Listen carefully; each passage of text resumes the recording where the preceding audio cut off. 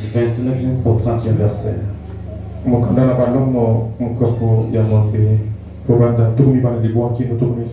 Je vais lire dans le nom du Seigneur Jésus-Christ. Car ce qu'il a connu d'avance, il les a aussi prédestinés à être semblables à l'image de son Fils.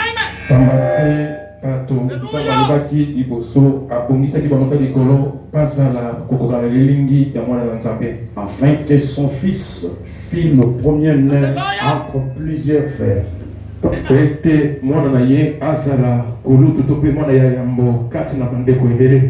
Et ce qu'il a prédestiné, il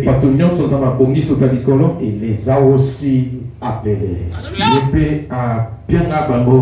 Et ce qu'il a appelé, il les a aussi justifiés. Et ce qu'il a justifié, il les a aussi glorifiés. Un mot de prière. Divin Sauveur, Dieu de la Bible, nous voici dans ce lieu, nos têtes inclinées, nos âmes soupirent au divin roi, entendre quelque chose venant de toi. Lorsque cette salle soit maintenant prise en charge par ton être, de telle manière qu'il n'y ait aucune communication négative, qu'aucune fausse vertu ne puisse jamais agir. Lorsque les théophanies des saints s'approchent de nous, afin que nous puissions saisir ce que l'Esprit a à dire à l'épouse ce matin, nous nous soumettons tous sous la conduite de l'Esprit, dans les noms puissants et glorieux de notre Seigneur et Sauveur Jésus-Christ. Nous disons tous Amen. Amen. Veuillez prendre place s'il vous plaît. Mais c'est comme si ce pamphlet-ci ne passe pas et le vendredi ça m'a encore dérangé. Alors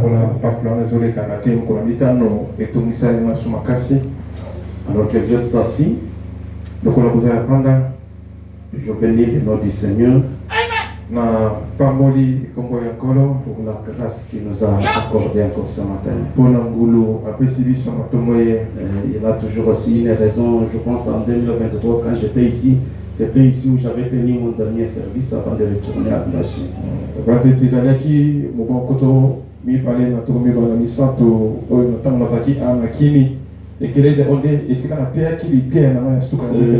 pense encore que ça pourrait être encore aujourd'hui le dernier service que je tiens ici pour retourner à Blachi.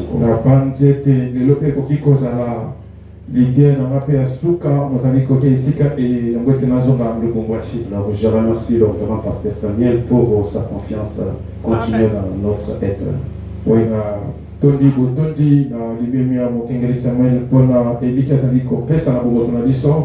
vous suis aussi reconnaissant d'être là. Alors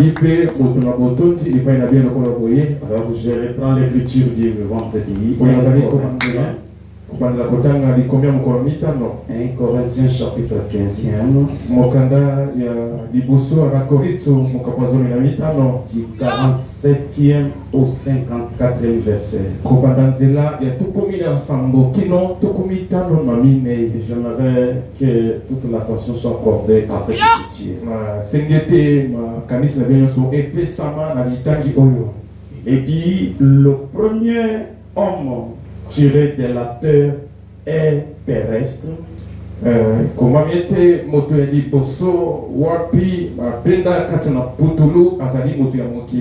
Le second homme est du ciel. Tels et les terrestres, tels sont aussi les terrestres.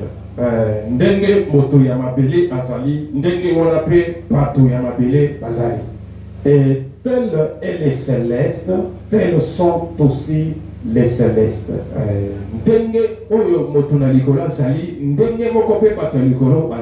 C'est-à-dire de la même manière que l'homme terrestre, ce qu'il fait là, c'est ce que tous les hommes terrestres font. Il y a aussi les hommes célestes aussi, et ils vivent aussi comme les hommes célestes. Et de même que nous avons porté l'image du terrestre, nous porterons aussi l'image du céleste. Ce que je dis, frère, c'est que la chair et le sang ne peuvent hériter les royaumes de Dieu.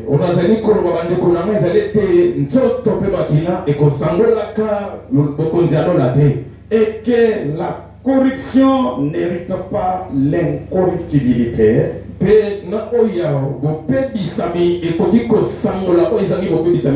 Voici, je vous dis un mystère. Nous ne mourrons pas tous. Mais nous serons changés. En un instant, en un clin d'œil, à la dernière trompette. Et souvenez-vous, celui qui devrait frapper, faire entendre la dernière trompette, c'est le 7e messager. Car je crois qu'après ce message, il n'y aura pas un autre message. La trompette sonnera et les morts ressusciteront incorruptibles. Et nous serons changés. Car il faut que ce corps corruptible revête l'incorruptibilité.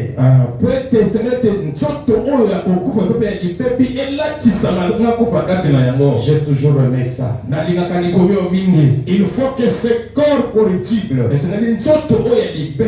revête l'incorruptibilité. Et que ce corps mortel revête l'immortalité. Lorsque ce corps corruptible aura revêtu l'incorruptibilité, et que ce corps mortel aura revêtu l'immortalité,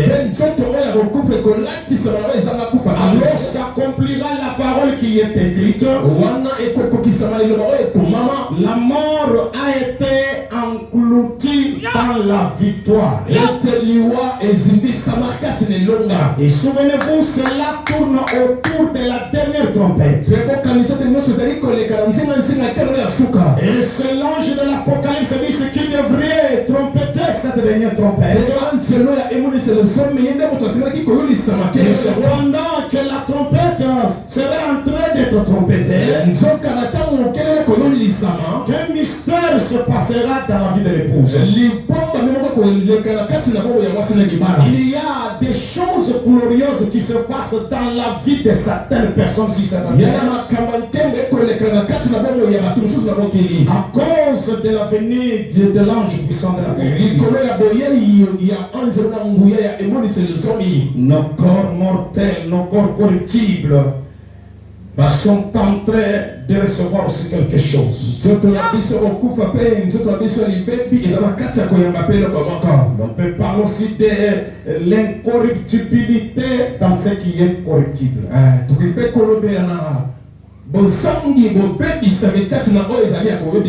L'immortalité dans ce qui est immortel.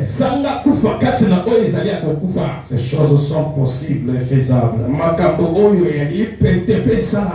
Je crois que c'est depuis vendredi que j'ai introduit la pensée sur la glorification de l'épouse ou l'appel à la glorification.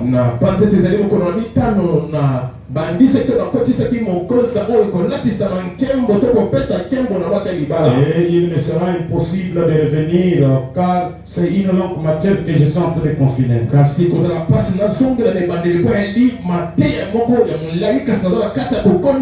Mais cela est déjà sur notre chaîne YouTube, Soleil Levant Tabernacle. Vous pouvez regarder si vous n'êtes pas avec nous. Et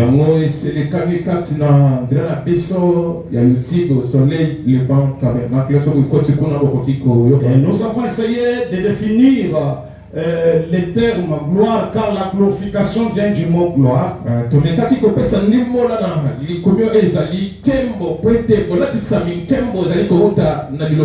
la peinture de la religion, c'est un cercle de lumière.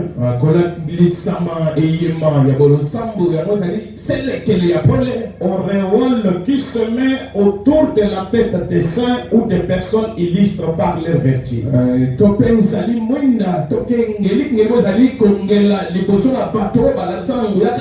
Vendredi, nous avons vu pourquoi Dieu aurait détruit le travail que lui-même avait commencé.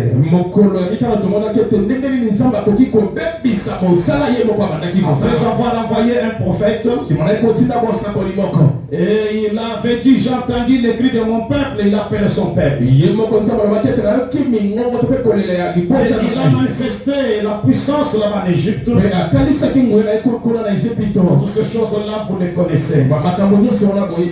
Mais ce qui est drôle, c'est qu'après cela, la Bible dit, après qu'il les a fait sortir, il les a fait périr dans le désert.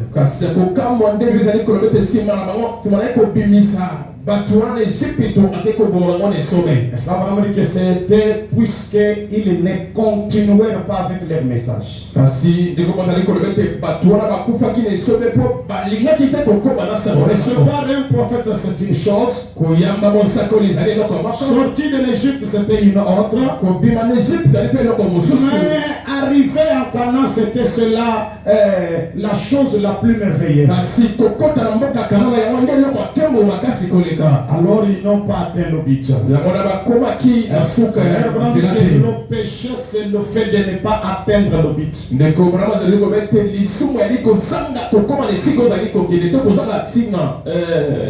Comme j'étais en train de voir, de regarder certaines personnes le vendredi.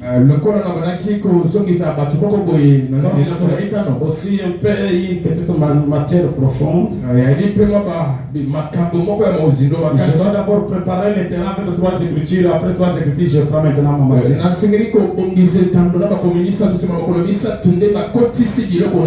En 2023, j'avais prêché une matière tendance à ceci dans une des grandes églises ici. Alors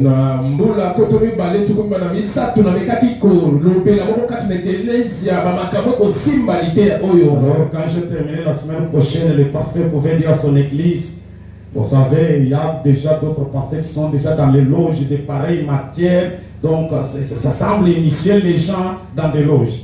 Quand on a su ce qui pose la naki, mokengele Thérèse a dit ce qui m'a dit na ite boyebe dans ba kengeli mususu ba yeba sima kenna musika na kisoroka baso meka kobenda batuba ko tsana na mokina bango. C'est-à-dire il peut accepter que les gens de loge peuvent faire ça, sauf les chrétiens ne peuvent pas faire ça.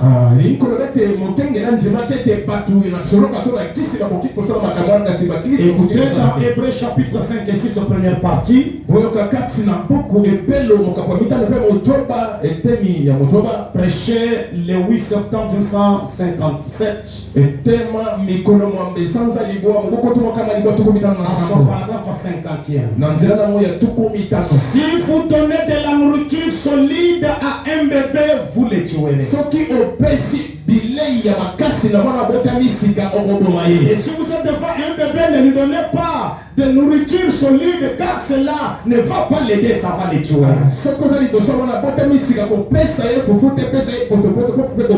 Mais je pense que Jasper n'est pas un bébé. Je pense que je suis devant les adultes, n'est-ce pas? C'est pourquoi tant de gens disent, oh, je ne crois pas ça. Des enfants, toujours des bébés, ils ne peuvent pas comprendre. Ils ne peuvent simplement pas saisir cette vérité. Et les tuent. Ah, c'est qu'il a dit là, moi je ne crois pas. L'Église devrait connaître aujourd'hui des grandes et puissantes choses. Mais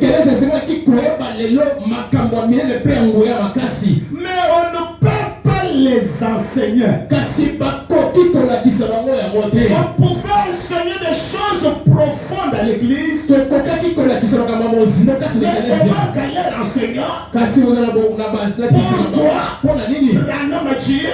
pourquoi il ne s'achoppe à cela?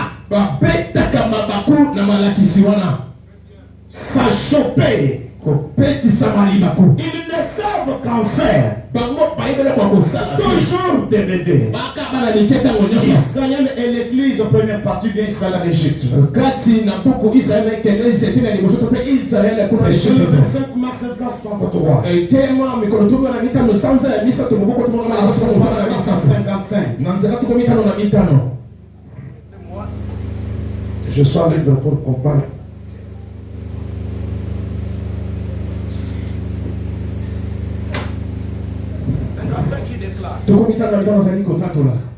Regardez, il l'adresse directement à qui? Pas au pécheur, pas au bébé, mais aux adultes. Oh là là, voyez-vous à qui il l'adresse? Pas à une bande de bébés. À des gens qui sont assis dans les lieux célestes et qui ont été bénis. Et puis il dit, comme vous êtes déjà des adultes, vous savez quelque chose. Vous êtes enseignants et vous êtes sauvés. Alors comme vous êtes enseignants, vous êtes sauvés. Je peux vous dire tout ce qu'il en est. Et j'aime cela.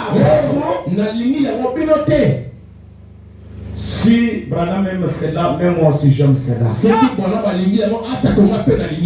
vous amener un instant dans les lieux célestes. Au lieu d'être sur terre à terre, il dit, maintenant je vais vous dire la raison. Je vous donne un petit encouragement. Un petit réveil. Une petite stimulation. Il dit Amen. J'aime la stimulation. Cela vous édifie un peu. Particulièrement lorsque vous savez où vous pouvez dire que c'est ainsi dit le Seigneur. Maintenant je vais vous parler, dit-il, à vous qui êtes assis dans les lieux célestes en Jésus-Christ. Et qui avait été bénis ensemble de toutes les bénédictions spirituelles. Entre parenthèses, quelles sont les bénédictions spirituelles là? La manifestation des dons de Dieu, la guérison divine, les prophéties et autres choses qui se manifestent. Alors comme vous êtes déjà mature, vous avez déjà maîtrisé les dons. Alors on ne doit pas s'arrêter sur les dons. Je vais vous ajouter quelque chose. Comme vous êtes déjà des maîtres, il dit, maintenant que vous êtes des adultes, je vais vous parler. C'est à vous que j'adresse ces paroles. Il dit, je vais laisser cela bien pénétrer. Vraiment bien. Parce que cela fera du bien. Cela entrera peut-être droit dans les eaux. 58. Alors comme vous êtes déjà des adultes, maintenant vous pouvez chevaucher dans les nuées. Chevaucher, se faire des va-et-vient. Comme vous êtes déjà mature, au lieu d'être terre à terre, je vais vous amener dans la nuée. Vous pouvez commencer à y entrer et sortir de temps en temps. C'est là où je me suis toujours dit, si moi aussi dans les tabernacles tous les jours, nous pouvons juste venir en tant Répentez-vous, soyez baptisés, tout ça, soyez remplis de l'Esprit. Mais je ne vois pas quelque chose de différent de là où j'étais. Le vendredi, j'ai lu ce vendredi.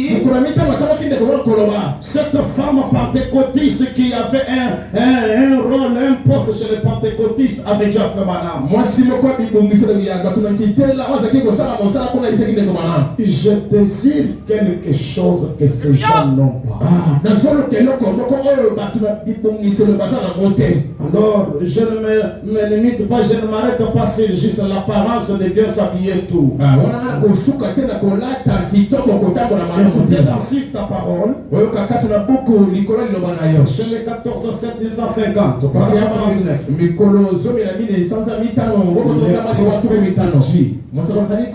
J'aurais bien voulu avoir la foi de l'un des patriarches.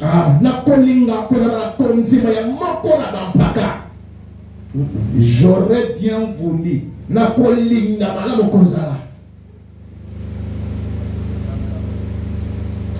Il dit, vous pouvez ne pas être capable d'être enlevé comme Élie.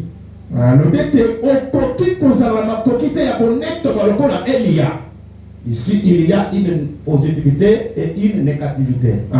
Vous pouvez ne pas être capable d'être enlevé comme Élie. Nous pouvons ne pas arrêter le soleil comme Josué. Nous pouvons ne pas faire une promenade un après-midi comme Enoch. Et rentrer simplement à la maison en marchant avec Dieu. Sans coûter à la mort. Nous pouvons ne pas être capables de faire cela. Nous pouvons ne pas avoir la capacité de contourner la voie de la mort comme Élie, comme Enoch a fait. Nous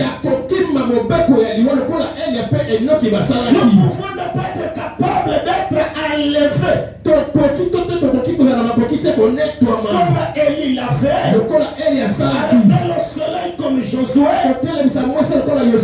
Échapper à la loi de la mort. Marcher sur les eaux comme Pierre. Mais les frères Branham le faisaient. Mais ne faisons pas obstacle à quelqu'un d'autre qui le paie.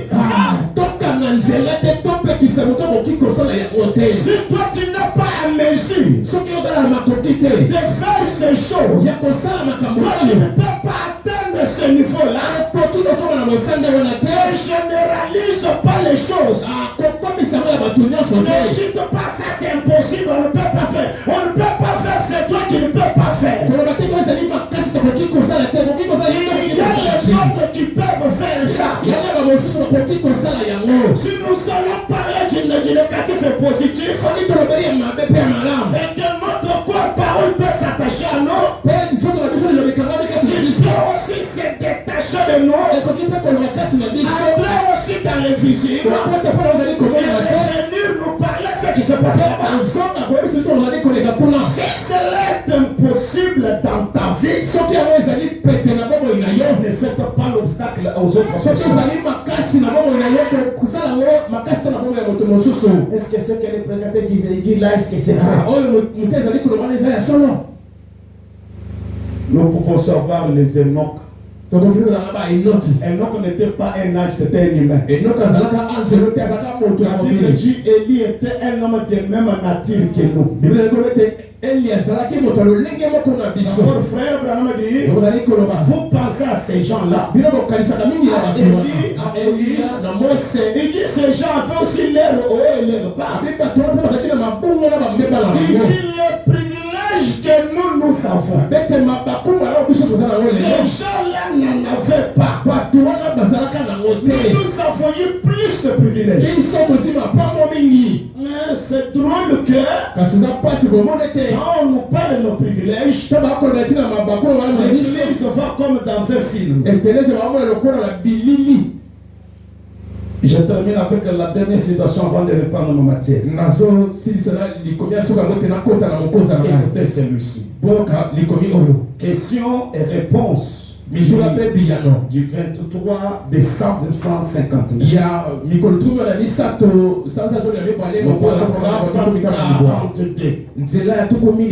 Et le diable veut nous prendre sous son contrôle à lui. Pour nous faire agir sous sa conduite. D'abord sous une forme atténuée. Voilà comment Satan commence à travailler d'une manière atténuée dans l'église. Il a introduit le péché. S'il peut maintenant, cet homme dans cet état, quel état? Un homme juste, un homme bon, le laisser continuer à essayer d'être bon comme cela. Le diable travaille dans ce sens-là, d'aider à essayer à être un homme juste, un homme bon, une femme droite. Nous pouvons dire non, en tout cas pour cette scène-là. Cependant, aidé par Satan à être ça. Il peut le maintenir comme ça jusqu'à sa mort. T'écarter dans cet état jusqu'à ta mort. Un homme honnête qui ne vole, qui ne dit pas les mensonges, qui ne vole pas. Donc d'abord à ce niveau, toi-même tu n'es même pas encore arrivé à ce niveau. Toi tu es encore un voleur, tu voles encore. Si nous allons parler de voleurs, ils sont en train toujours de voir ceux qui volent à la télévision et autres. Maintenant ceux qui volent aussi la dîme dans l'église, là ils ne se disent pas qu'ils sont voleurs.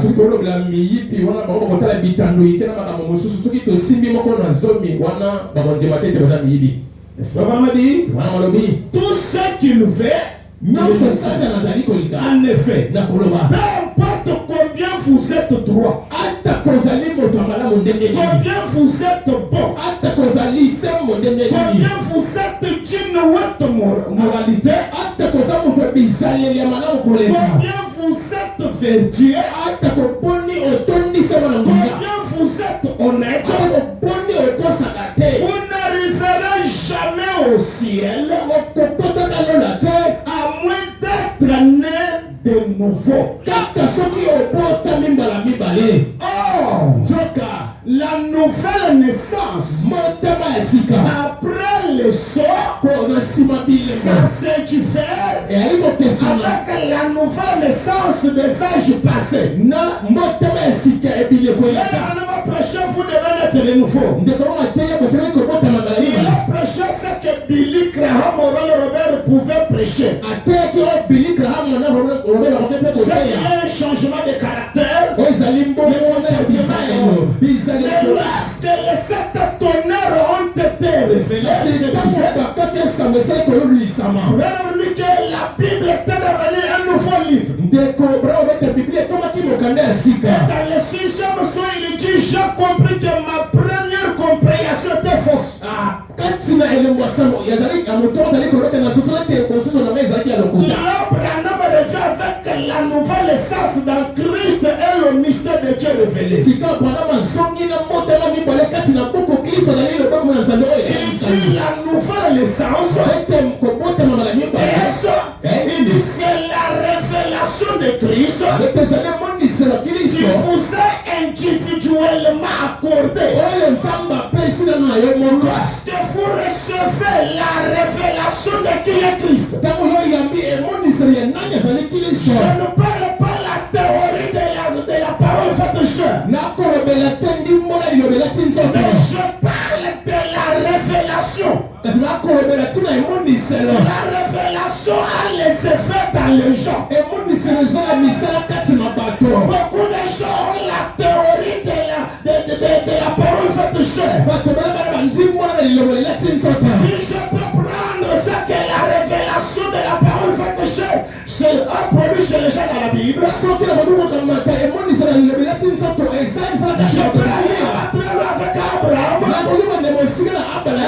qui parlait avec Dieu dans des visions, tout ça dans des faux dieux. Et s'il avait toujours une impossibilité dans sa vie, un jour alors qu'il était assis, il a vu trois personnes. Il y a des gens qui ont traversé d'autres personnes. Par un canal de la révélation, Abraham a compris que ces gens ne sont pas des gens ordinaires. Doit être Elohim dans la chair. Lorsqu'il a reçu Elohim dans la chair, cette révélation qu'il avait reçue a produit les effets chez Abraham. Branham a dit, est-ce que cela l'a fait? Il a connu une translation. Un changement. Il est devenu surnaturel. Il dit surnaturel. C'est ce qui échappe aux lois de la nature. C'est pourquoi sa femme qui avait déjà dépassé ménopause fadéa, elle pouvait concevoir. Est-ce qu'elle échappait aux lois de la nature? Quelque chose s'était passé à elle. Revenant de la révélation de qui était Christ qui leur avait visité. Ça c'est dans l'Ancien Testament. Dans le Nouveau Testament, je vais parler de la femme samaritaine. La prostituée samaritaine. On dit dans le quartier que c'est elle la prostituée. Un jour, comme elle s'approchait depuis dehors, il a entendu un humain lui dire, femme, donne-moi à boire. Et dit, toi qui es juif, me demande-moi de l'eau. Une conversation a commencé. Jésus a manifesté un petit signe du Messie. Par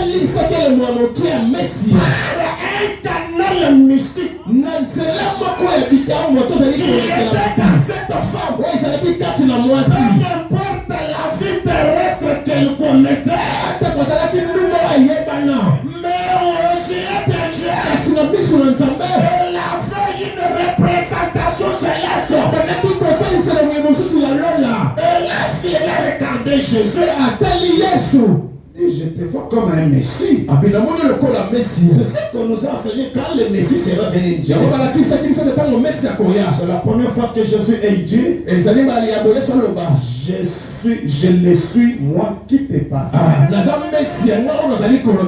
Branham sur place, à l'instant même, quelque chose a pris vie dans cette femme. Un changement a eu lié à elle. Et je peux quand même choper quelqu'un. Elle n'est même pas allée confesser à l'église. Elle n'a même pas fait la repentance. Elle n'a pas passé par les eaux de bataille. Elle a été rachetée. Rachetée, fait du. Être ramenée à son état premier. À son état originel. Son état premier. Elle était fille de Dieu. Peu importe ce que le corps terrestre faisait. Mais dans la personne de Dieu, elle a fait un fichier original. Elle est devenue surnaturelle.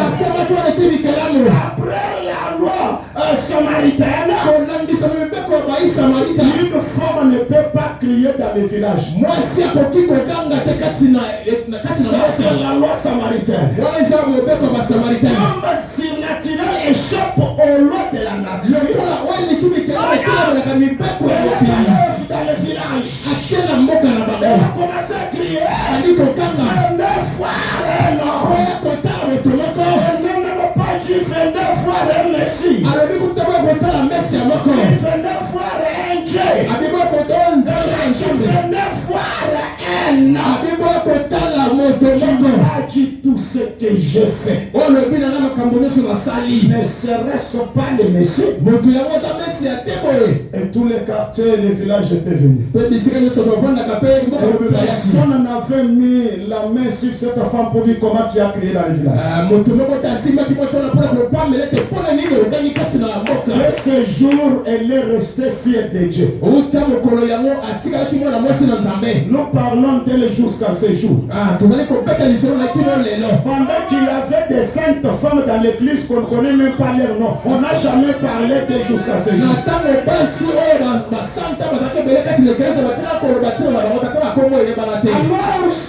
aujourd'hui, l'homme comme Abraham, comme cette Samaritaine, reçoit aussi la révélation de qui est Christ, de ce que Dieu a fait aujourd'hui, de la parole faite chair aujourd'hui. Cette révélation produit la nouvelle naissance en fait. En dehors de cela, vous n'avez qu'une bonne morale de l'église. La nouvelle naissance aujourd'hui, c'est quelque chose qui entre dans l'homme. C'est une personne qui s'incarne en vous. C'est le mystère dédoublement. Et plus il mange la parole, il grandit davantage. Comme nous avons porté le terrestre, nous devons aussi porter le céleste. Et cela doit se développer. Nous devrions arriver là. Jésus a dit, il faut que vous naissiez. Il faut que vous soyez régénérés. Donc je prends maintenant ma prédication. Je suis dans le chef-d'œuvre. Je pense que j'ai pris la prédication vers 12 heures.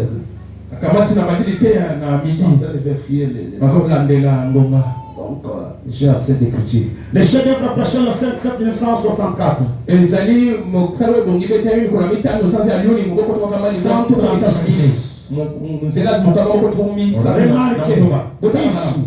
La vie qui était dans la balle, la vie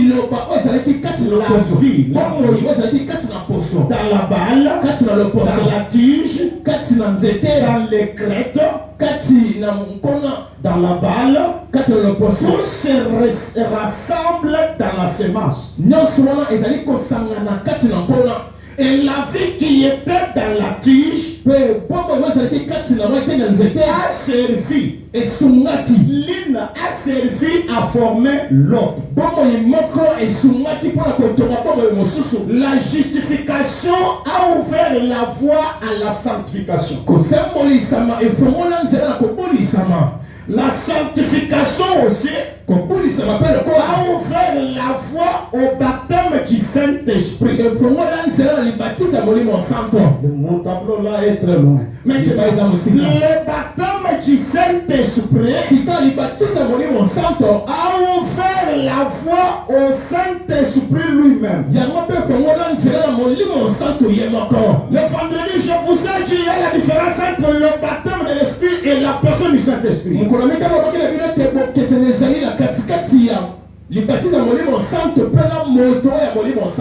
Et dans cet âge où nous vivons, s'arrêter sur le baptême du Saint-Esprit, c'est une forte déclaration, vous êtes perdu.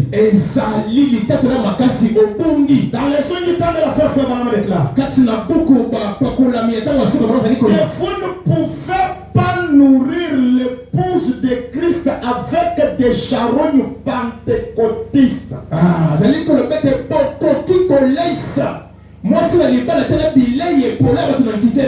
Il dit, les charognards retournent bornes au Sharon, mais les aigles avancent vers ce qui est frais.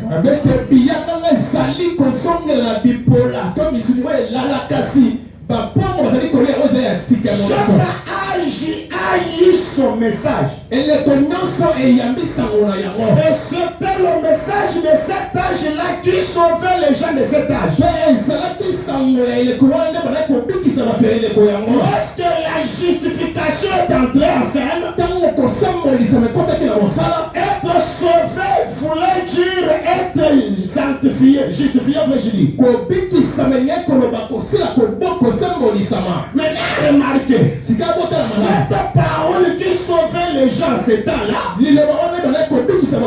lorsque cela chevauchait, le nouveau âge est entré en scène, la sanctification est venue, et celui qui restait dans la justification était perdu. Je ne sais pas si vous comprenez. Avant la venue de la justification, être justifié voulait dire être sauvé. Mais quand la justification a révolu, la sanctification est entrée en scène, restez dans la justification, vous êtes perdu. Là, ce qui sauvait, c'était la sanctification. Lorsque l'état de la sanctification aussi a révolu, et que le baptême de l'esprit est entré en scène, restez dans la sanctification, ne pas chevaucher vers le baptême de l'esprit, c'est être perdu.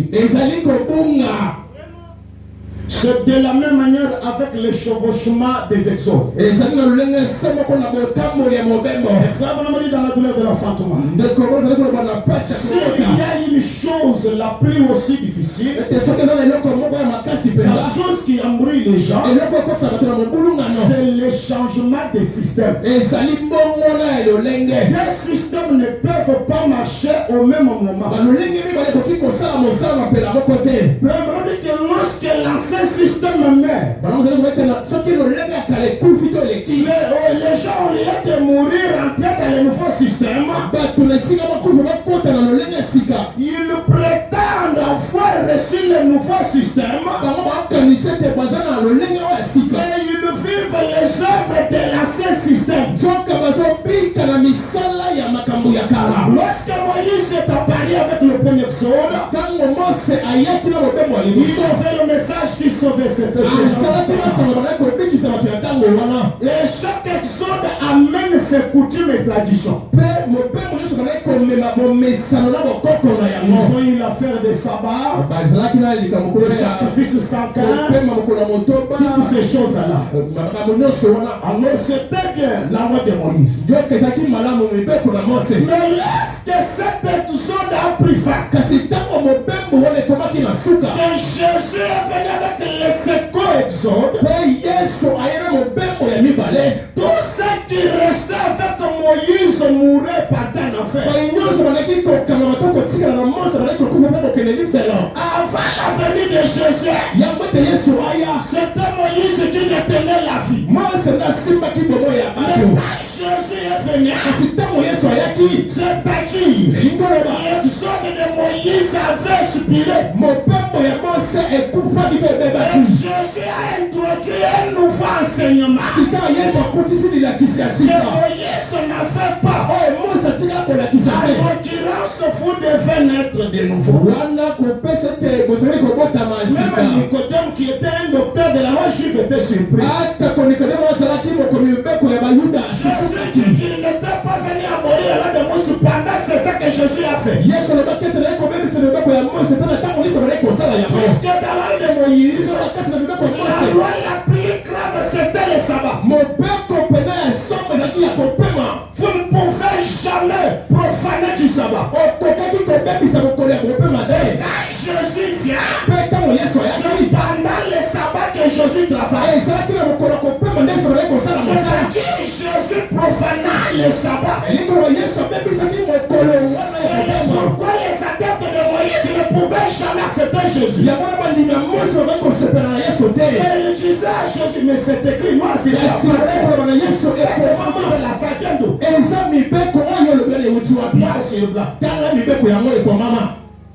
Le changement de système fait expirer d'autres écritures.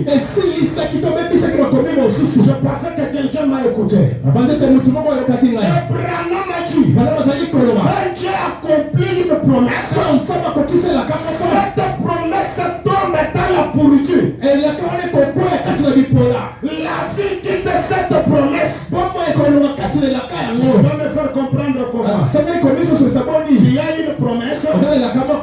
Je vais t'acheter un téléphone. Tu as écrit.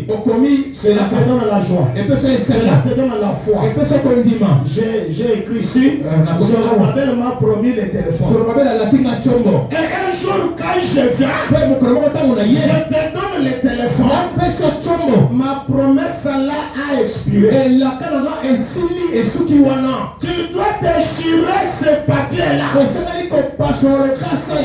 Ne reste pas avec les papiers. Zorobabel m'a promis. Il t'a déjà donné. C'est la promesse.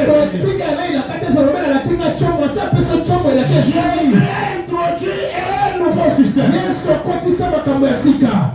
Est-ce que je peux aussi continuer? Jésus aussi, c'était aussi un exode qui devrait aussi prendre fin. La filiation devrait laisser place à la dispensation du Dieu le Père. Et quand Dieu le Père entre en scène, on restait dans la dispensation passée. J'avale les mots pour les bébés. La troisième exode de Branham a dit, tous ceux qui n'entrent pas dans cet exode aujourd'hui,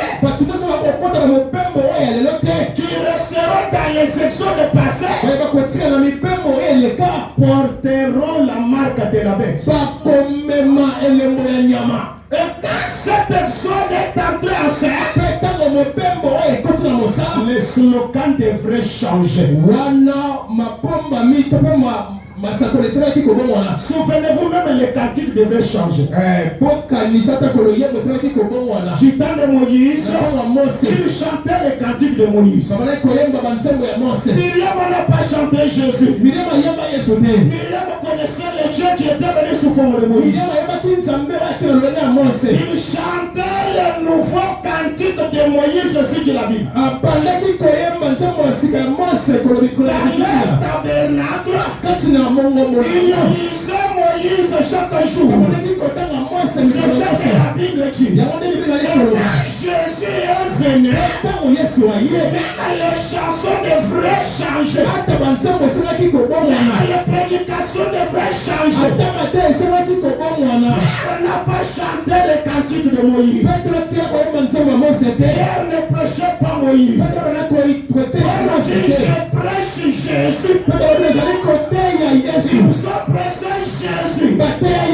Parce que c'était cette dispensation que vous avez vécu. Malheureusement, je n'ai pas vécu dans la dispensation de Moïse. Même pas dans la dispensation de Jésus de Nazareth. Moi, j'ai vécu, je suis en train de vivre dans une autre dispensation. Dans cette dispensation, notre hymne national, Frère Banamadi. Frère Banamadi. Alors, le baptême, c'est-à-dire la sanctification, c'est de place. Le baptême, La sanctification laisse place au baptême du Saint-Esprit. Le baptême du Saint-Esprit cède place à la personne du Saint-Esprit. Je dois lire dans les Écritures qui suivent, il dit c'est cela même votre condition glorieuse, le Saint-Esprit, et non les baptêmes. Il dit pour qu'il descende dans sa perfection. Nos soutiens sont prêchés le 24 mars 63. Le royaume de Dieu vient. On évolue davantage en passant du négatif au positif. Comme cela a été le cas. Il dit, oh, les gens ne devraient pas s'achoper à ça. Les gens s'achopent. De la justification à la sanctification. Au baptême du Saint-Esprit. Et ensuite ici. Il dit ici. Après le baptême du Saint-Esprit. Ici, il dit ici. Voyez-vous, nous nous rapprochons simplement toujours de Dieu, plus près de Dieu. Alors comment se faisait maintenant la profession ou l'adoption? C'est-à-dire, nous sommes maintenant arrivés au temps de la personne de la glorification, la personne du Saint-Esprit. Pour l'adoption. Tout celui qui n'est pas adopté, il n'a pas reçu la lumière du jour. Il vit dans un autre âge. Et cela ne produit pas la vie. Et il liste ce qui se fait dans les naturels. Il est prêché le 26 janvier 58.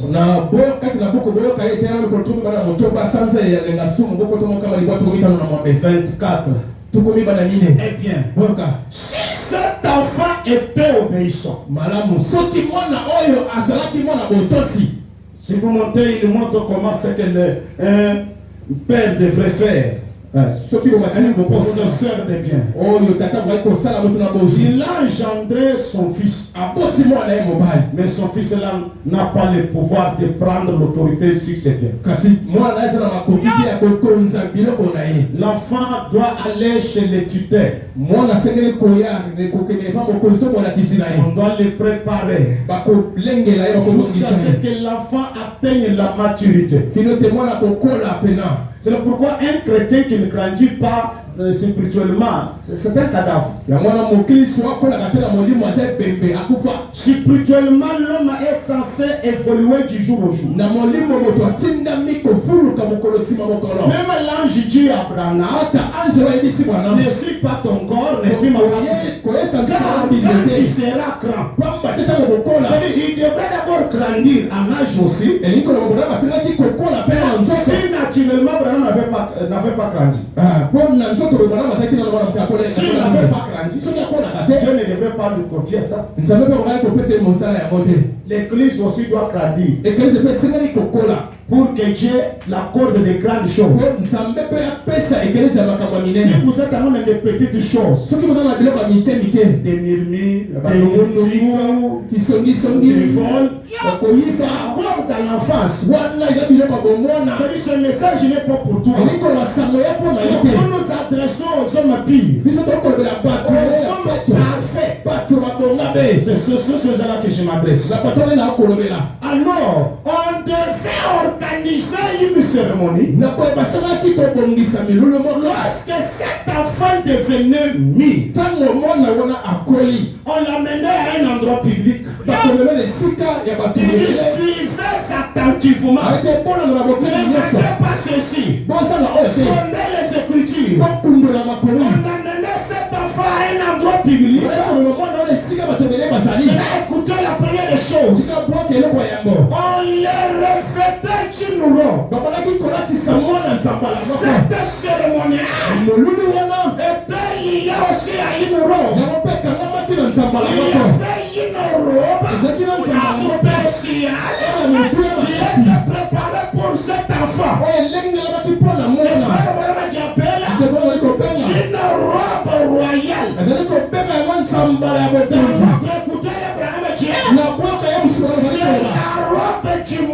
l'immortalité.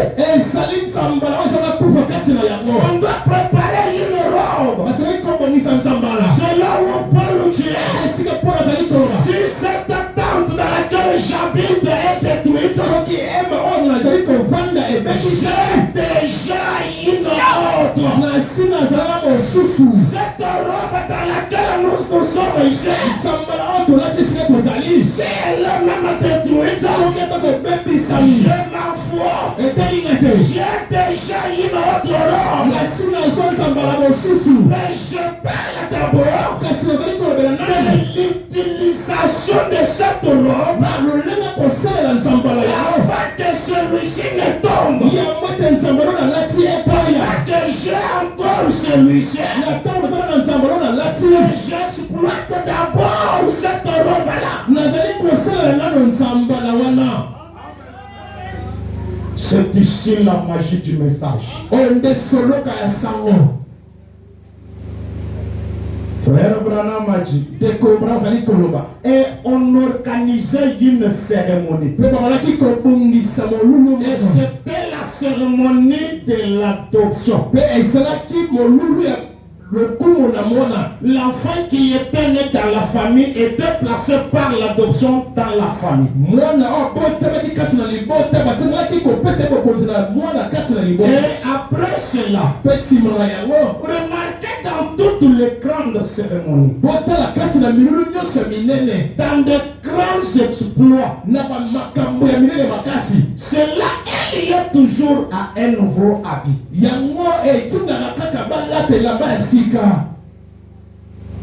Et pour prêter serment, quand vous terminez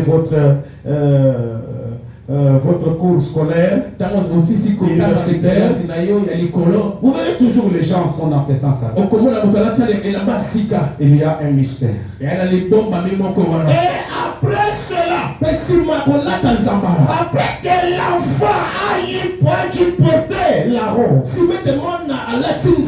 et qu'il a été adopté, le nom de ce garçon était tout aussi valable sur un chèque que celui de son papa. Le nom de cet enfant était valable sur le chèque de son père comme le nom de son père. Cet enfant était dans les localités avec son père. Puisque la robe de l'adoption, c'est la même matière que possède le père qu'on a mis sur le fils. Ça, c'est un partage de la gloire, partage de l'autorité, partage de la divinité. Le nom de cet enfant, ça fait trembler même la société. Il était l'héritier de tout. Il devient l'héritier de tout. C'est pourquoi Jésus était l'héritier de tout. Mais il nous a été appelé à être ses co-héritiers. Qu'est-ce que Jésus est héritier? Tout pouvoir du ciel et de la terre m'a été donné. Et si nous devenons les co-héritiers de Jésus,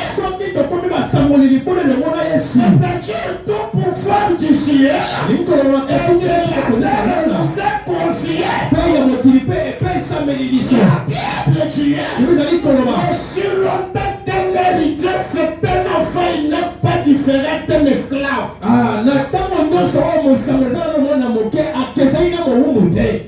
L'église doit connaître des choses profondes. Dans cet âge où nous vivons, si l'église connaîtra davantage ce qu'elle est en profondeur, elle n'aura pas beaucoup de temps de ranger Dieu dans le Dieu, dans la prière, Dieu n'aura pas ce temps.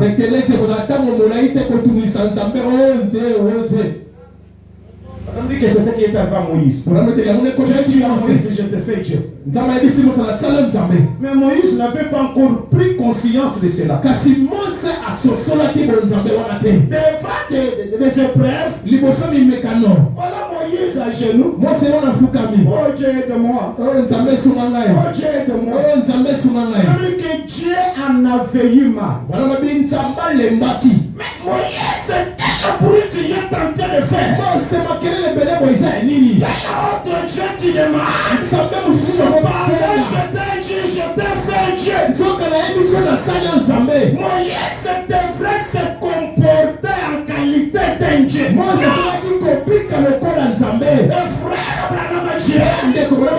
Ce qui avait fait que Jésus réussisse dans sa vie, Jésus se croyait et il connaissait sa position. Jésus se croyait. Je suis le Père qui est descendu ici. C'est moi. Lorsqu'un homme connaît sa position, il agit en conséquence de cause. Mais quelqu'un qui ne connaît pas sa position, il est en train toujours de faire du bruit à n'importe quelle situation. L'église doit grandir afin d'être héritier. L'héritage ne peut pas donner à un camin, non, il va toi bien. Adam fit créer les dieux de la terre. L'homme est créé à être un dieu de la terre. Toutes les situations de la terre, il devrait en avoir la maîtrise. Il pouvait enlever. Il pouvait nommer. Il pouvait révoquer. Il pouvait engager. Il pouvait faire tout ce qu'il trouve bon. Parce que la cérémonie de l'adoption avait été accomplie pour son fils. Comment il était déjà un fils adopté, pour pouvoir reposer sur lui. Il pouvait entrer dans la société de son père. Toi, ton travail terminé dehors. Toi aussi dehors. Donc personne ne pouvait les juger. Parce qu'il était le pouvoir adoptif. Toi, entre, je t'abache, je te défends. Donc il pouvait faire ce qu'il trouve bon de faire. Ça c'est naturel. Mais spirituellement, ces choses ne peuvent pas aussi arriver. Lorsqu'il est arrivé au temps de l'adoption, quand il a fait besoin qu'il ne tombe pas du ciel et la plaie, il n'a même pas engagé Dieu. Il a dit, voici l'arrêt de toi.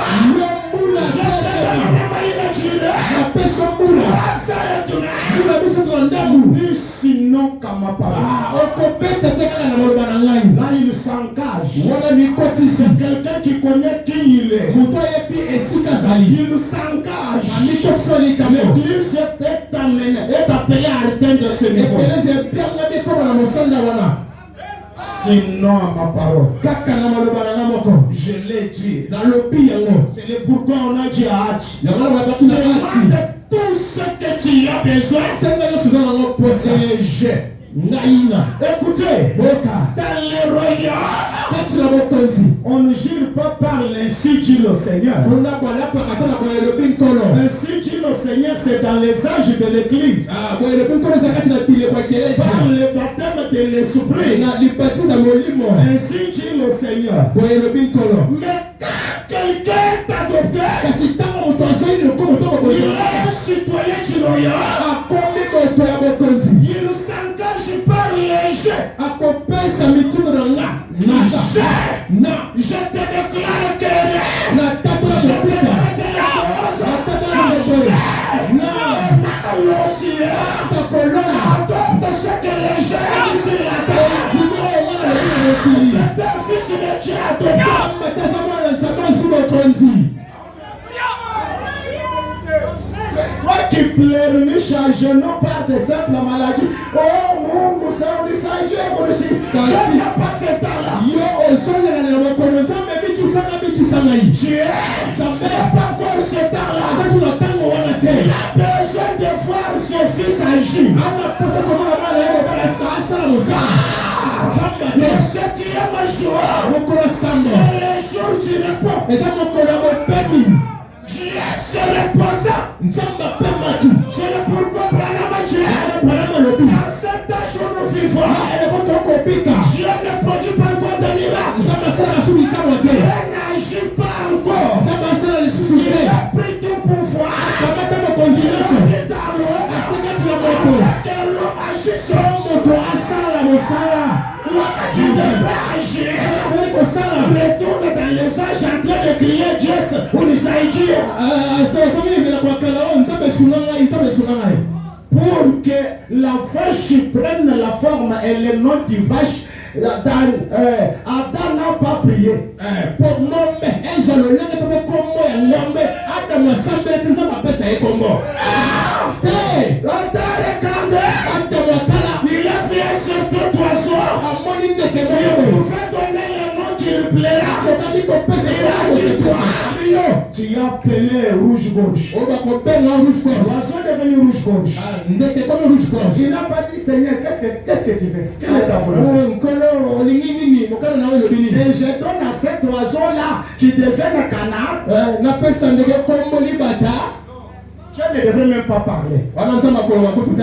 Puisque le chiffre 7, Po motango wa sambo. c'est le mystère du silence. Ezali lipomba mia C'est le kimia. mystère des changements des systèmes. Ezali lipomba mia mbongo wana ya Changement makambo. de fréquence. Mbongo na makambo. C'est une remise et reprise. Ezali kozo bokonzi zosa na mboka mutu mususu. Là, le paix du roi est remise dans la main de l'homme. Wana mopanga bokonzi ezongi na maboko ya Ce qui moto. fait l'autorité du roi, c'est son épée royale. Nzoka oyo pesa na bokonzi na bokonzi ezali mopanga bokonzi. Et lorsqu'il y a remise et reprise, Po etango ezali kozongisa celui qui eloko reçoit le mosusu. pouvoir, Oyo yambi bokonzi on wana. doit lui remettre le sceptre royal. Bakopesa ye mopanga bokonzi. On doit lui remettre cela. Bakopesa ye C'est yango. pour cette raison, Eza na ntina wana. et lorsque David Livingstone, Ntango na William il Livingstone pouvait marcher, akokaki ils kotambola. se sont fait connaissance avec le roi. Bayebanaki na bokonzi. Il a donné sa robe Apesi nzambala na bokonzi. au chef.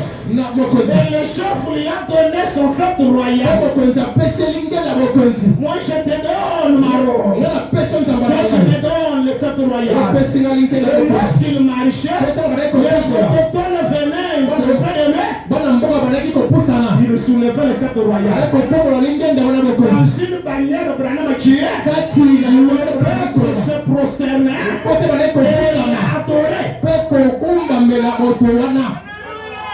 Parce que nous voyons le sceptre royal. Po bazali komona linge na bokonzi Il etomami. comprenait qu'il y a un changement. Basosolaki ete mbongo wana esalami. Que le chef a démissionné. Ete nkumu atiki bokonzi. Qu'il a remis l'autorité à quelqu'un. Azongisi bokonzi na moto mosusu. Oh, l'épouse du temps du soir. Oh, mwasi wa libala ntango asuka. Pendant que ceci vous est donné. Na ntango oyo epesameli bino. Dans la foi parfaite 171, quelque chose, Branham Kati dit. na kondi oyo ebongi be mokama Je désire voir que mon église a grandi.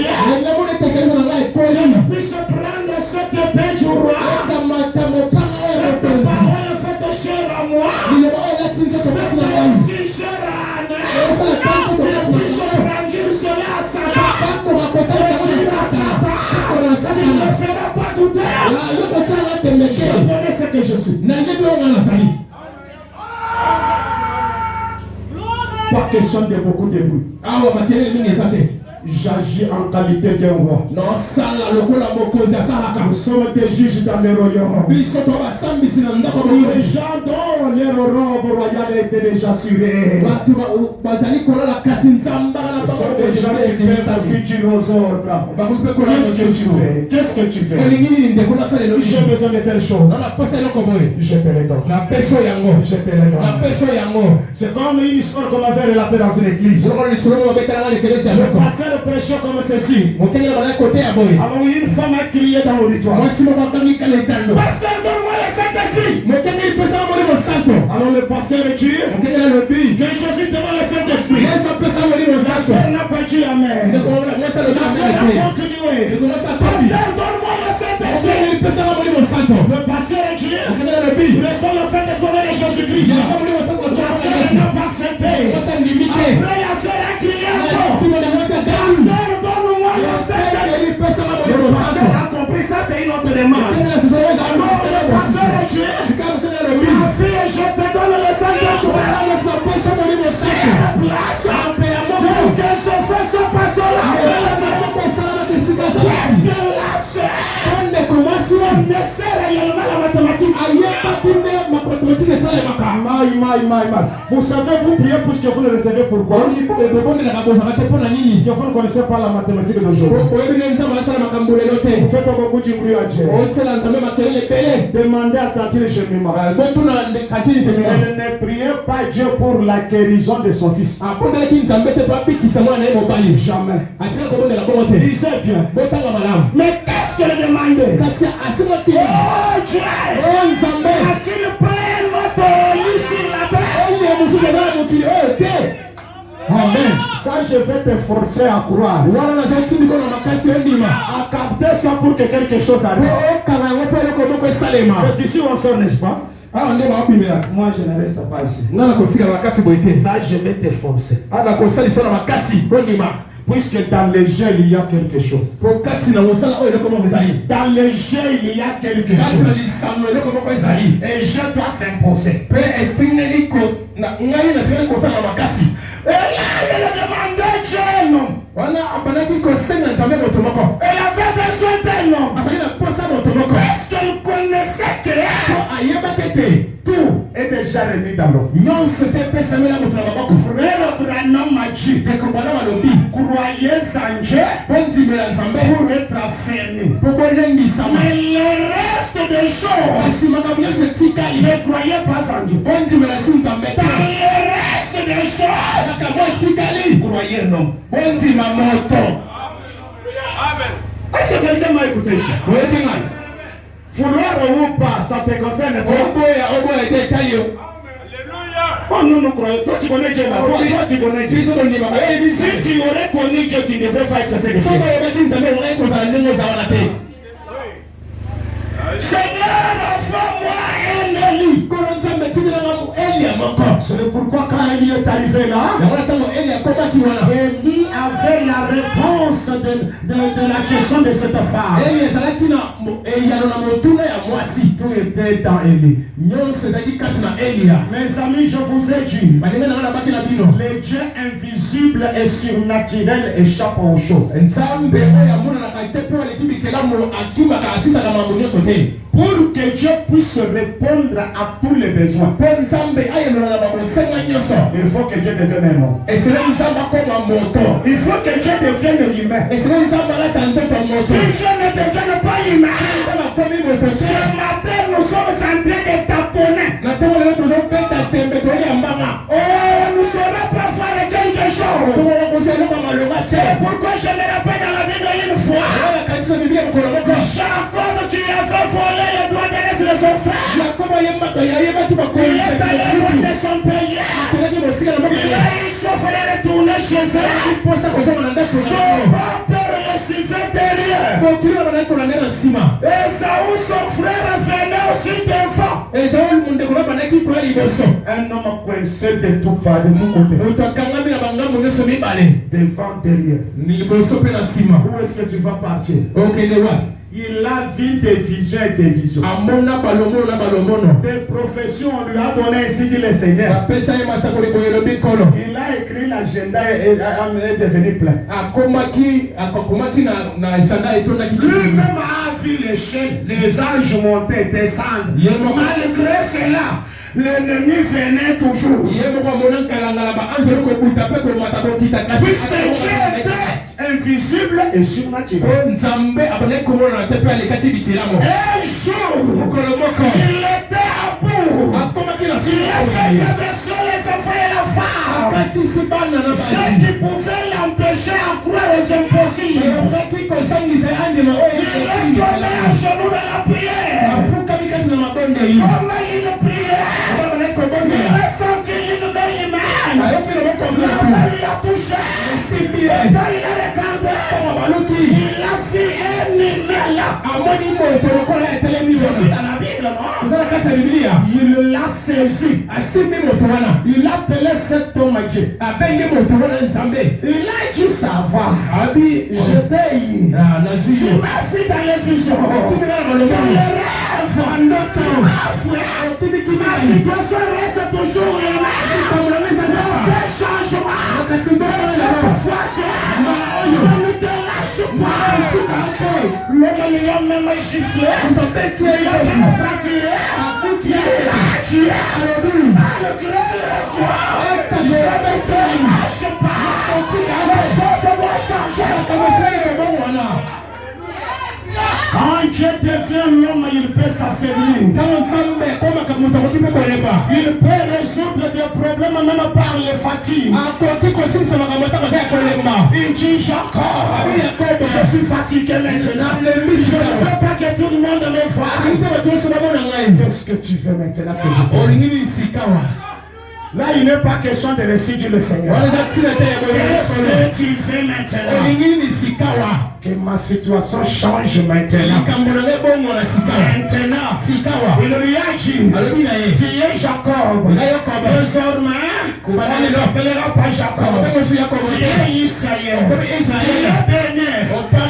Instantanément, il était béni. Il était changé.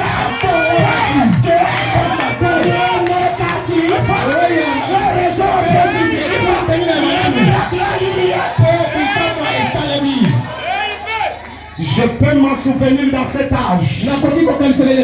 Un enfant né aveugle. La mort ça a pris beaucoup de temps. J'ai entendu qu'il y a un homme appelé William Branham. Il prie les aveugles la voix. Les malades marchent. Les parents ont pris leur enfant. Ils l'ont emmené dans la campagne de Branham. Il y avait une masse, une très grande foule. Et pendant la marche, les parents et l'enfant se sont séparés. L'enfant est aveugle. Comment il peut maintenant retrouver ses parents? Comment il peut aller devant William Branham? Mes amis, ce matin, Dieu qui avait conduit la pierre de David, il a fait les trous vides. Il aussi te conduire. Saisir cette amour. Changement peut immédiatement. L'enfant commençait à tâtonner. Je tâtonne. Il est venu. Il n'est pas venu. Branham n'est pas Dieu. Alors,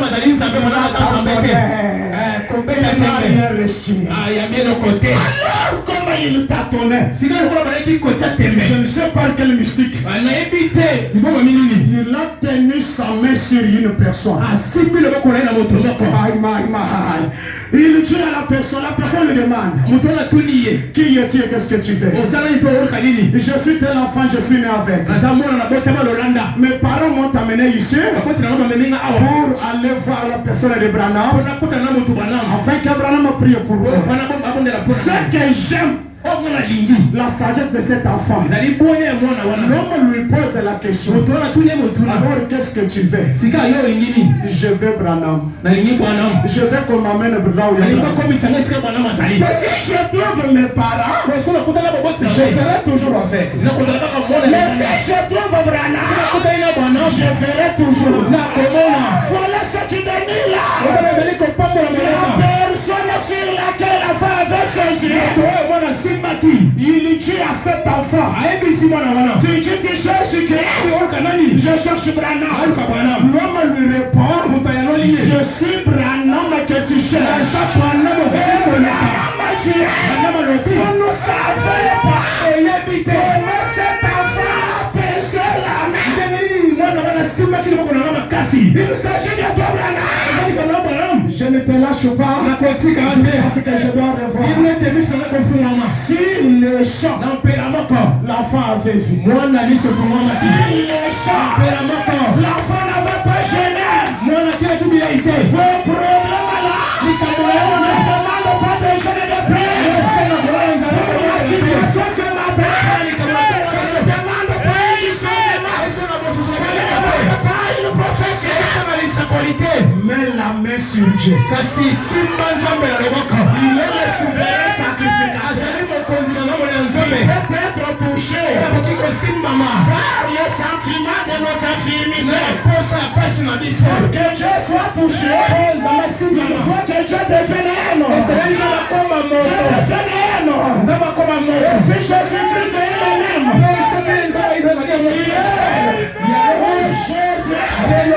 pour toujours, ce matin je peux aussi dire, Jésus a fait il m'a touché,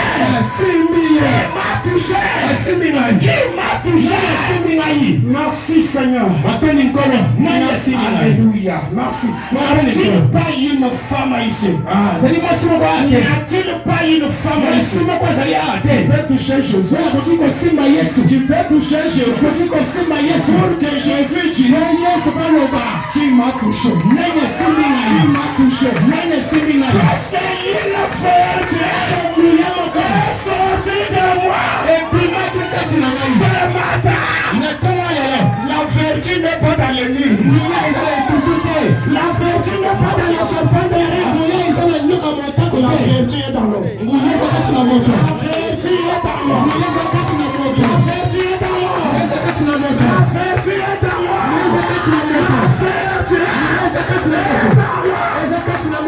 Dieu fait sa grâce. Qu'une vertu sorte de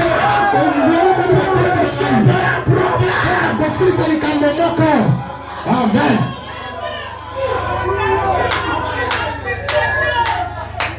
Je crois ce Dieu-là ce matin. Je crois ce Dieu-là ce matin. Parce que comme on a fait ce truc ici, je crois ce Dieu-là. Je crois ce Dieu-là le matin. Donc il ne faut pas toucher. Il ne faut pas sortir. Il ne peut disparaître. Christ va disparaître. Merci Seigneur Jésus. Je sens que tout est possible. Je sais que tout est possible. Merci Seigneur. Merci Seigneur. Que veux-tu que je fasse avec toi? Que veux-tu que je fasse avec toi? Merci Seigneur. Nous n'avons ni or, ni argent. Ce que nous avons. Nous vous le donnons. Ce que j'ai ce matin, je vous donne. Ce que j'ai ce matin, je vous donne. Mes amis, je n'ai pas la théologie. Je n'ai pas la théologie. Mes amis, je ne connais rien de la théologie. Mais ce que j'ai ce matin, c'est la colonne de feu. Il faut que je il peut créer, il peut sauver, il peut créer.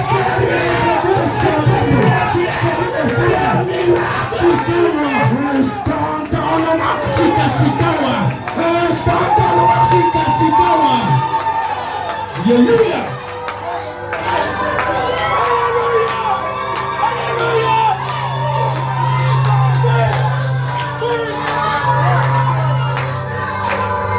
Je parle de l'instantanément. Je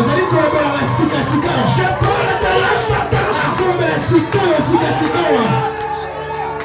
Je n'ai pas mené une prophétie. La prophétie doit prédire le futur.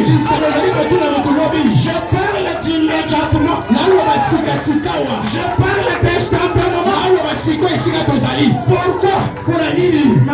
Seigneur Jésus.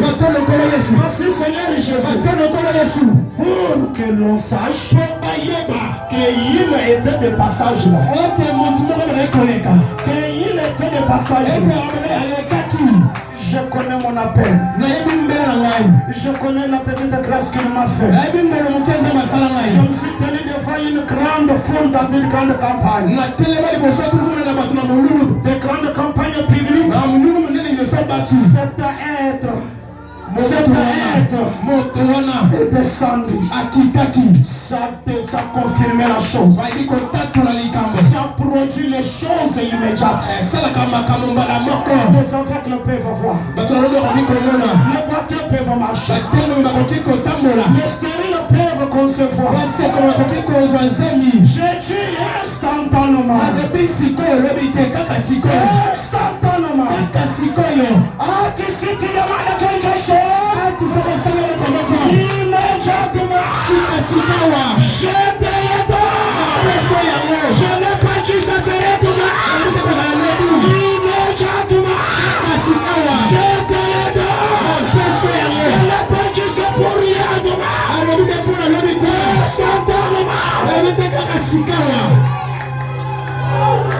Qu'est-ce que Dieu ne peut pas créer?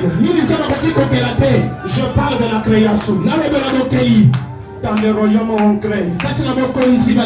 Dans les royaumes on crée. Je manque à lire.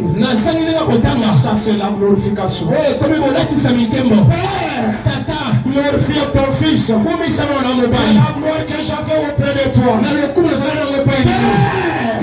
Il est revenu. Glorifie ton fils. Glorifie cette église. Quitte la photo. Quitte la photo. Je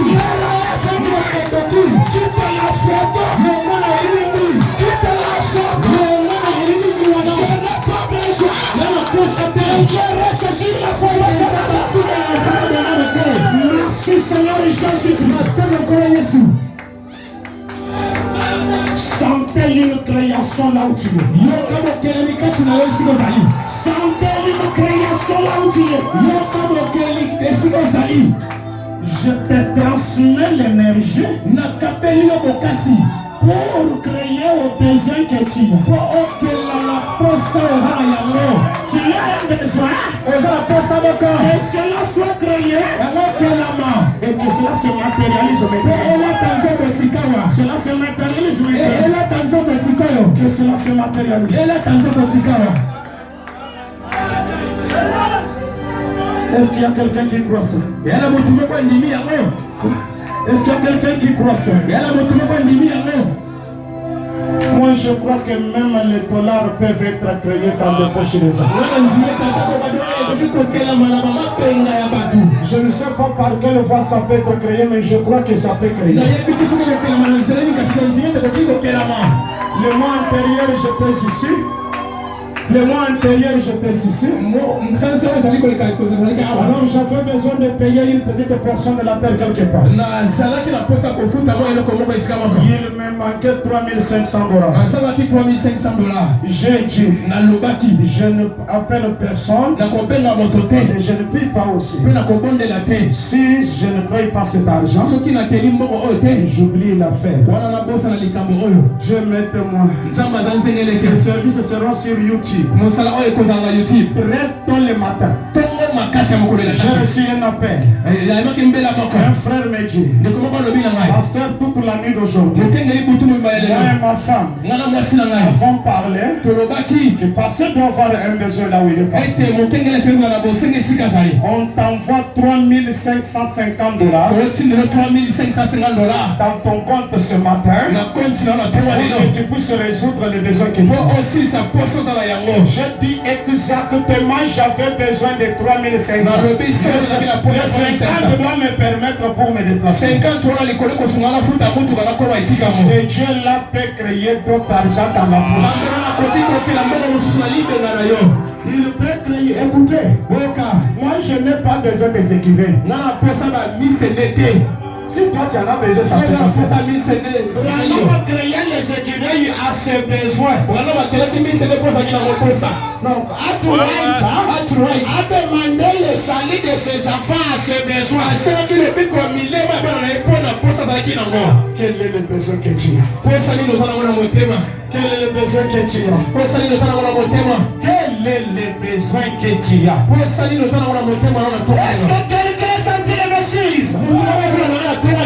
Lorsque l'eau change l'occupation, soyez aussi spirituels.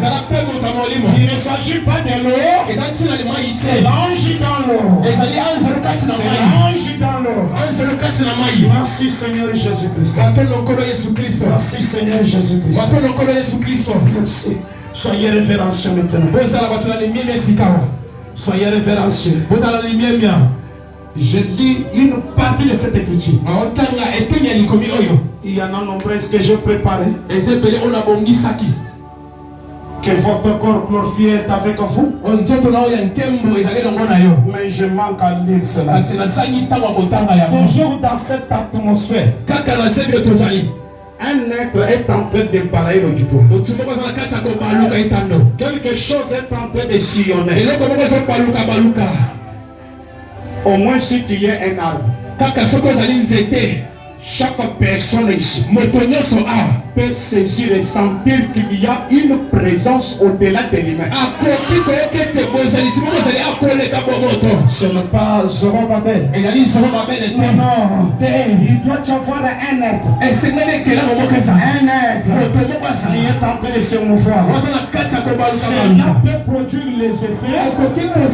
Même les gens qui sont dehors là. J'ai terminé le service au commissaire. Même les gens qui sont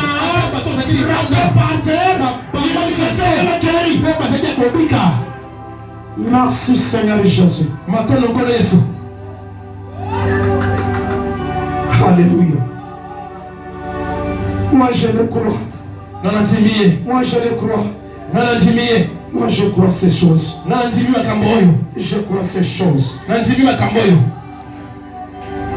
Je crois ces choses. T'as écouté la du roi aussi ce soir, il déclare 28. Il devrait naître ainsi de l'église. Un ange vient vers vous. Il vous met à l'écart. Il vous montre votre position. Là où vous êtes.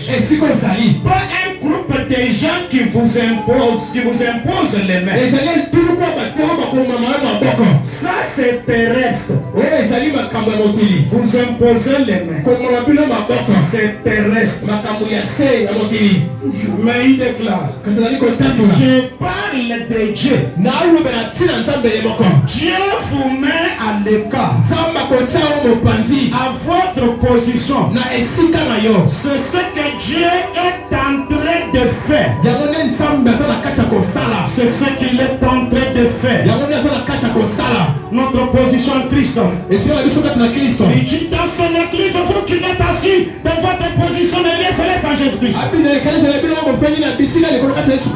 Soyez humble, frère.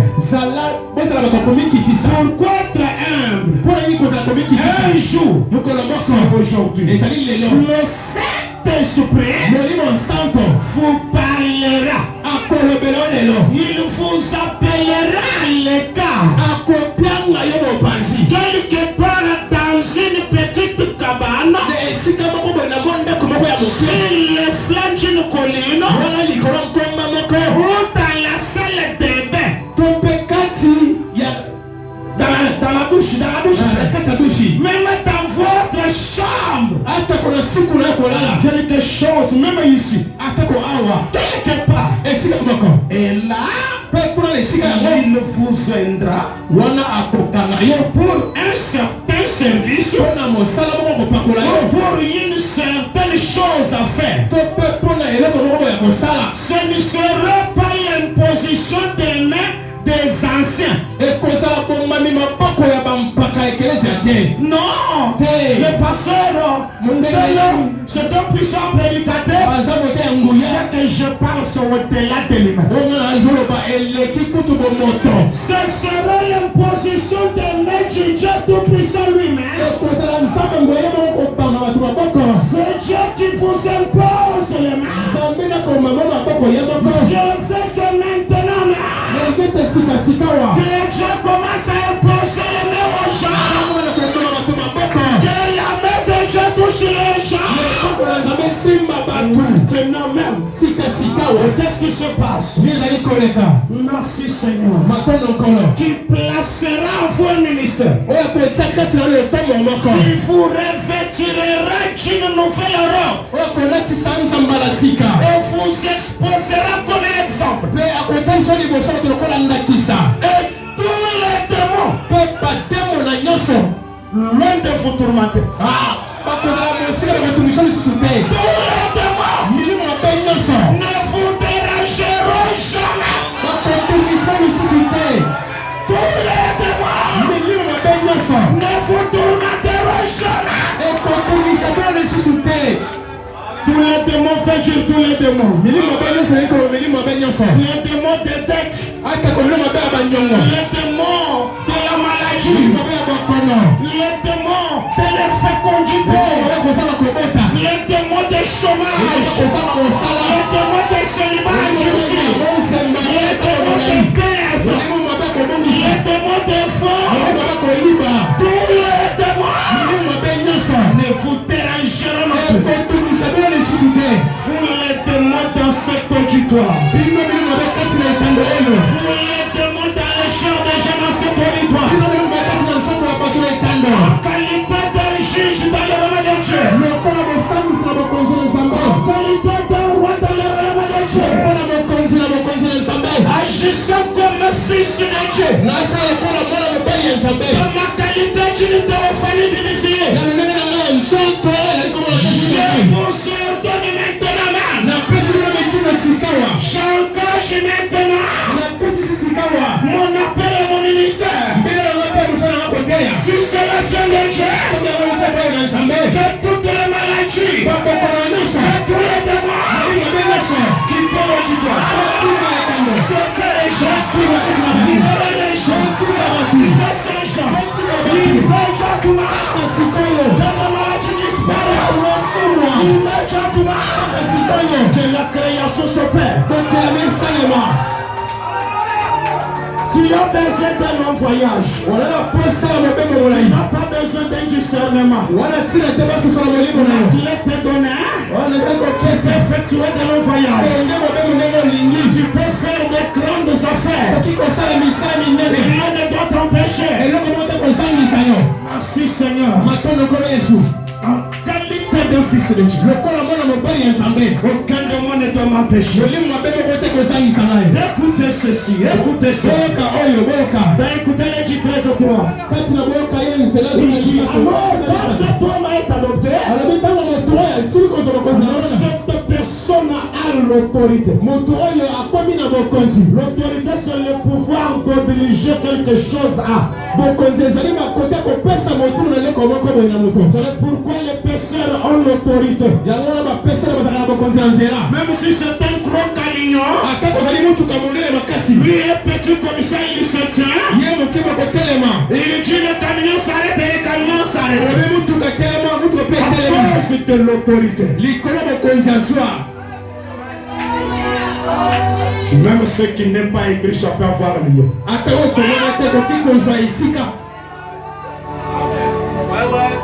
Quand on parle de paradoxe et de miracle, ce sont des choses qu'on ne peut pas expliquer. Pour que tu puisses concevoir, ça ne te demande pas juste la période de la fécondité. Oui, c'est vrai. J'ai vu cela plusieurs fois. J'ai vu une femme mettre moins de 100 $. Le paradoxe, c'est ceux qui n'ont pas des explications. Pour que Dieu fasse une grande œuvre ici, ça ne demande pas que je puisse prier sur vous. Parce que quelqu'un a écrit ces choses. Il dit, permettez-moi de dire ceci. Même si vous me prenez pour un fanatique à partir de ce matin, cette même chose dont je parle s'accomplira. S'accomplira. Il y aura une puissance qui entrera dans l'église. Cette puissance est déjà entrée. Il y a la différence entre la puissance et la bénédiction spirituelle. La puissance intervient que pour corriger, pour créer, pour faire quelque chose. La bénédiction spirituelle, ça peut nous susciter à nous réjouir, à prier et tout. Je parle de la puissance qui peut faire disparaître un quadre.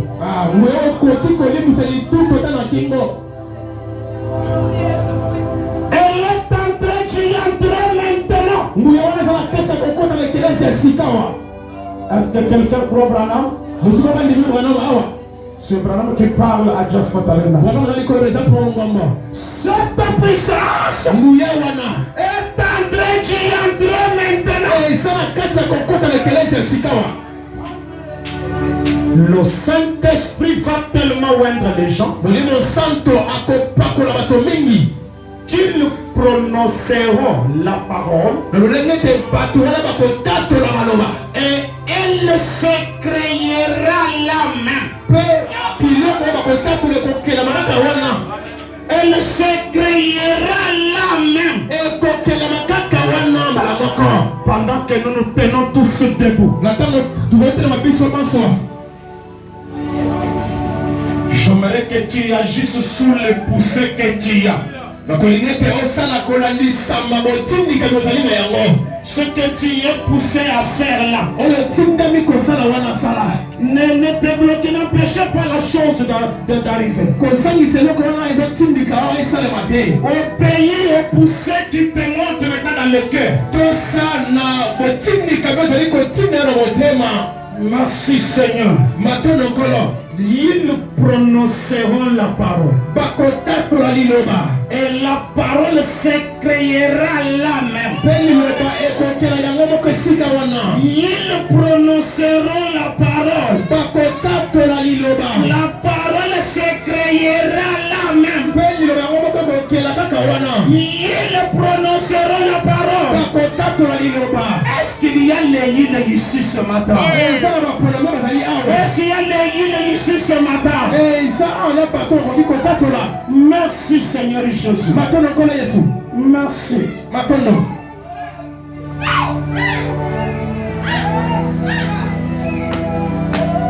Alléluia.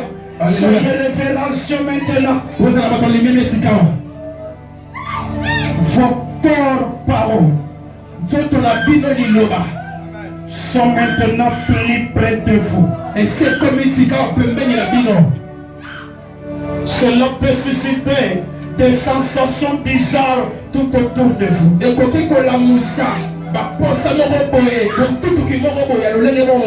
Un sentiment extraordinaire.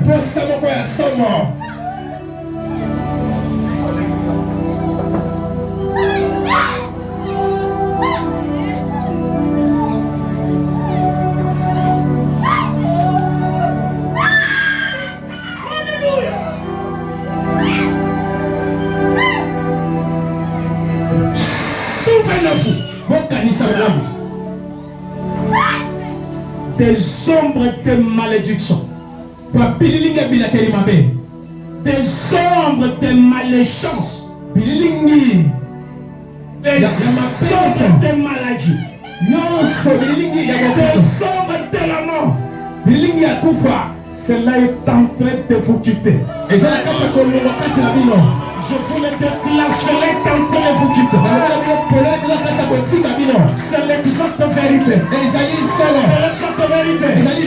C'est une réalité. C'est une vérité incontestable. C'est en train de vous arriver. Merci Seigneur Jésus-Christ.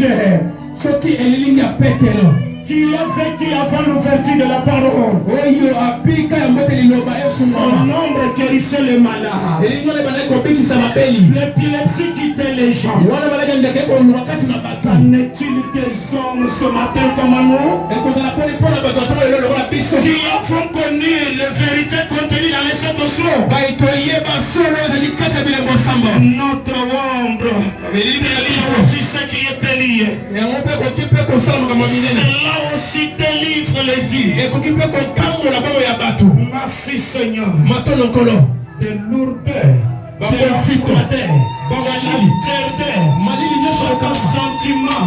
baposi Tu wana sens comment il charge sur toi. eza lokola na bosito to kokuma lisolo na yo Cela est tenté maintenant de vous se détacher de eza vous. na kati ya kokamwana na yo Cette faiblesse est tentée de te quitter quand je parle. kolemana ezala kati ya kotikali na aloba boye Cette lourdeur est tentée de te quitter quand je parle. ezala kati ya kotikali na koloba boye Cela est tenté de s'en aller quand je te ezala parle. kati ya kokelema na aloba boye Merci Seigneur Jésus-Christ. matono nkolo yesu kristo Merci Seigneur Jésus-Christ. matono nkolo yesu kristo Qu'est-ce que Dieu ne peut pas faire? nini nzambe akoki kosala te Qu'est-ce que Dieu ne peut pas faire? nini nzambe akoki kosala te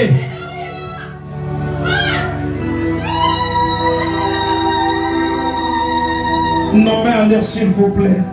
totomoli maboko mabondeli bino Pendant que vous me préparez, Tini Chouapagila. ntango ozali kobongisela biso tini twapangila Merci Seigneur Jésus. matono nkolo yesu Nos mains en l'air, s'il vous plaît, bien-aimés. totomoli maboko balingami nasengi bino Je vous demande le nom du Seigneur. nasengi bino na kombo na yesu Que je vous dise le mystère des mains en l'air. natangele bino libomba de kotombola maboko Quand Jésus a dit imposer les mains aux malades, ntango yesu alobaki bombama bapeli maboko Père Branham a dit, wana balobi puisque dans nos mains il y a des lumières. eza mpo na maboko na biso toza na bapole Ce sont des lumières qui sortent pour toucher les malades. eza bapole ezali kobima mpona kosila Et babeli quand nos mains sont en l'air comme ça, lokola bango na biso eza il y likolo a des lumières qui sortent de nos mains. eza mpona bapole ezali kobima na maboko na biso Et cela balaïse auditoire. ezali kobaluka etando mobimba na oyo nyonso ezalaki milili Tout ce qui était dans le noir, nyonso ezalaki kati na molili la lumière est en train de balayer. pole ezala kati ya kokombola La yango lumière est en train d'enlever. pole eza kati ya kolimusa Que yango ça soit les mains tentées,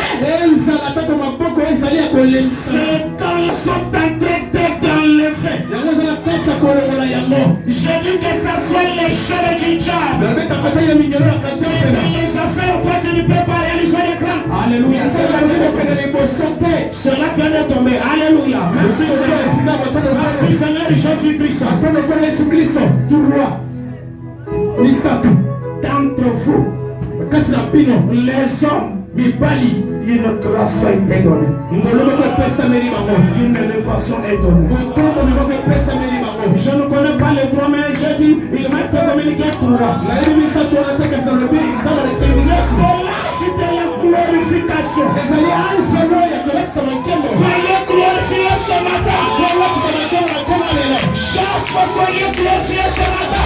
kolakisa makoma lelo Soyez glorifiés ce matin. makembo na koma lelo Dans vos affaires, soyez glorifiés. makembo Dans vos activités, soyez glorifiés. Dans vos projets, soyez glorifiés. Dans vos foyers sereins, soyez glorifiés. Merci Seigneur. Oui, je désire cela. Je désire cela. Je désire cela. Tu peux commencer à vérifier. La maladie est partie. Dans la présence de la gloire de la Shekinah. La gloire de la Shekinah est descendue.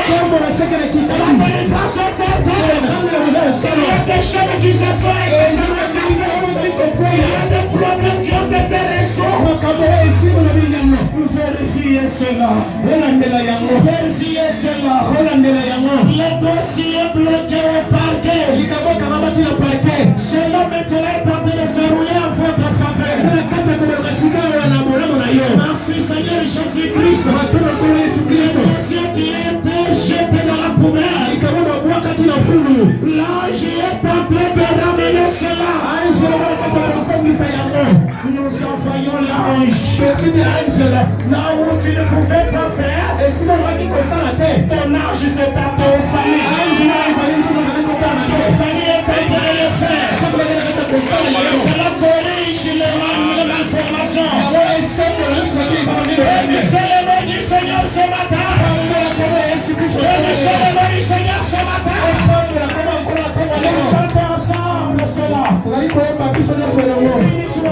Merci Seigneur. Alléluia. On va continuer jusqu'à placer le Dieu. Tu vas agir d'après le poussée de Dieu. Alléluia. Je vais réellement. Il faut le faire.